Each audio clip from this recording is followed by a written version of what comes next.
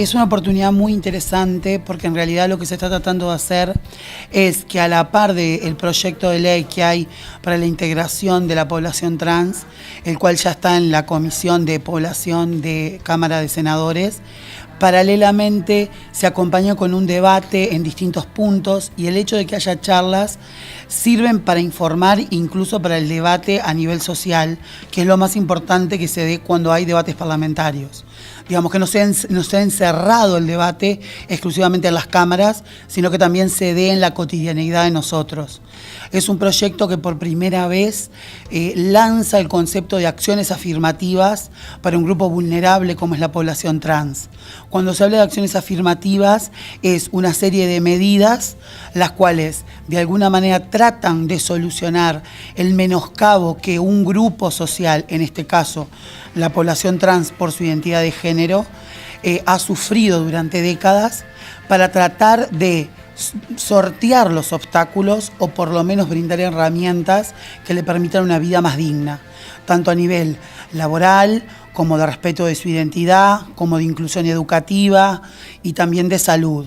Entonces son una batería de medidas que van desde para la población más envejecida y que sufrió la violencia institucional por su identidad de género en la época de la dictadura, una pensión; para aquellas que son más jóvenes, medidas de posibilidad de educación y también de inserción laboral, y también de cambio de nombre y sexo registral de una forma más simple para que su identidad sea respetada en todos sus documentos, cédula de identidad, credencial, partidas de nacimiento, y al mismo tiempo empezar a tener mecanismos de becas y también de cuotas en los llamados públicos. Eso es sumamente importante porque sin duda es un proceso, más allá de lo que significa la parte legislativa, pero el hecho que lo puedan comunicar también ir cambiando la mentalidad de todos nosotros y de aceptación. Sí, absolutamente. De alguna manera implica tomar el concepto de igualdad, que nosotros muchas veces no lo entendemos. La igualdad no significa igualito, no significa que todos somos semejantes, lo que parte justamente del respeto a la diferencia. Eso implica que para acceder a los derechos no se deben tomar en cuenta características personales, sino exclusivamente nuestros méritos. Entonces, cuando de alguna manera el acceso a la igualdad empieza a ser algo meramente formal y no sustantivo, las acciones afirmativas lo que tratan de hacer es de hacer sortear o saltar ese obstáculo que de alguna manera le impide a un grupo poder alcanzar la eficacia en el alcance de sus derechos y en el goce pleno. Eso es lo que ha pasado lamentablemente con la población trans. En Uruguay uno tiene que pensar que siendo un país que la expectativa de vida actualmente es tan alta, la población trans sigue teniendo una expectativa de vida de 35 años.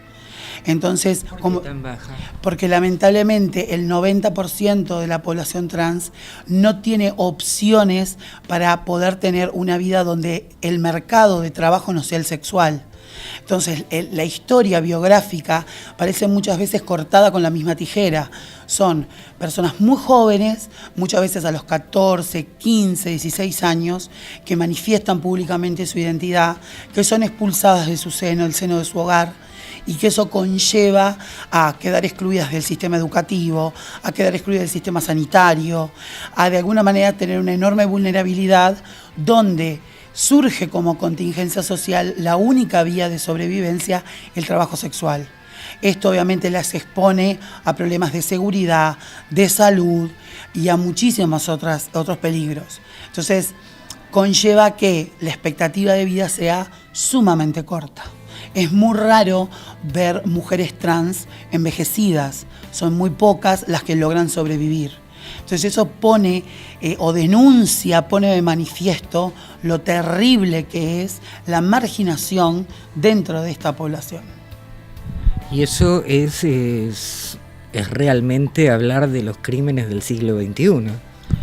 Absolutamente, es realmente una situación. De hecho, cuando hace un par de años ocurrieron una serie de crímenes específicamente sobre mujeres trans que ejercían la prostitución en Parque Rivera, en Montevideo, donde justamente se pensó en un primer momento que debido a que estaban ejerciendo el trabajo sexual en una zona solitaria, que tal vez podían pensar que tenían dinero, que tal vez el móvil había sido el robo, pero después se había visto que en realidad antes de darles muerte las habían torturado.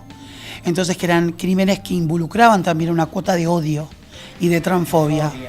Entonces eso muestra cómo justamente sigue habiendo, a pesar de que hay una mayor sensibilización hacia la diversidad sexual, la población trans sigue siendo considerada una población torturable. Y eso realmente es un camino muy arduo de desandar, porque hay elementos de discriminación que lamentablemente los tenemos naturalizados. De construir esos mecanismos que están naturalizados lleva mucho tiempo y mucho trabajo. Este proyecto de ley nos empieza a dar las primeras herramientas legales para trabajar.